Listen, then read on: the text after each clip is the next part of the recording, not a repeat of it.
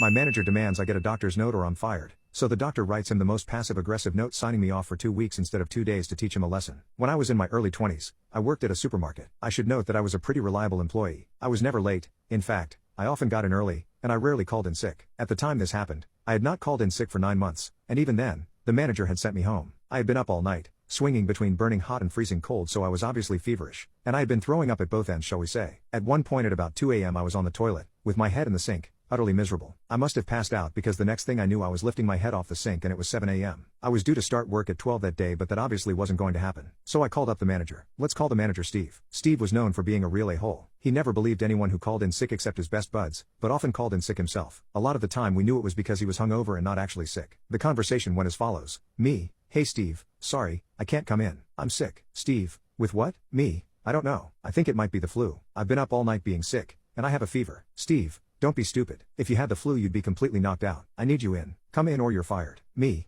"I can't. I just told you I can't stop vomiting. I passed out." Steve, growling angrily: "Either come in or bring a doctor's note, or you're fired. In the UK, you are legally allowed to self-certify for 5 days. This means you can tell your employer you are sick and you do not need a doctor's note. If you're sick for more than 5 days, you then need a note. It is also illegal to demand a doctor's note during the self-certify period. I knew this, but I was terrified. This was during the recession. I couldn't afford to lose my job, so I got myself dressed, almost passed out trying to do so, then trudged to the doctor's some 25 minutes walk away. I end up sitting in the doctor's office for a little over an hour, which for walk-in was pretty good. I get in to see the doctor and she is furious at me for coming in. "You're not supposed to come to the doctor's when you have a cold or flu," and of course I knew I should be able to self-certify. She told me as such, saying I shouldn't be here and should have stayed at home. I then explained what had happened with Steve and how he had threatened to fire me over this and I couldn't afford to lose my job. I was struggling as it was. My doctor turned her anger towards my manager. She asked if I got sick pay from the company, and I said yes. "He wants a sick note, does he?" The doctor says. "Okay, I'll give him a sick note." Now, my manager just wanted a note confirming I was sick, but instead my doctor wrote something along the lines of this: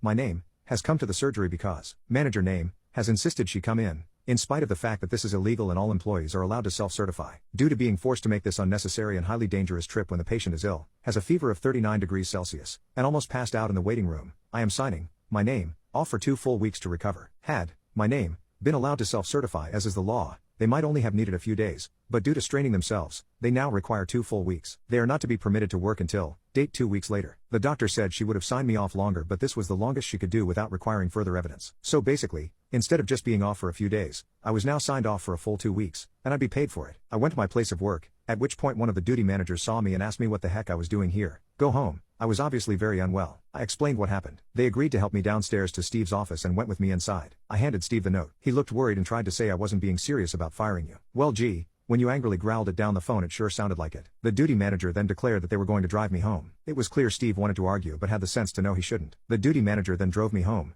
made sure I was okay, then went back to work where they informed our union rep of what had happened. Steve had a disciplinary hearing where he was given a severe reprimand and a warning. Steve tried to argue he never said I'd be fired and I was lying and just decided to go to the doctors, but the duty manager said they heard him admit to it when he said to me that he really didn't mean it. I felt better after a few days, and enjoyed my 2 weeks off, fully paid, and enjoyed the nice weather we had. Meanwhile, Steve was forced to work overtime because we were short-staffed. So thanks to the doctor, instead of being off for a few days, I ended up getting a nice 2-week paid vacation, and Steve was given a final warning, all because he insisted I get a doctor's note.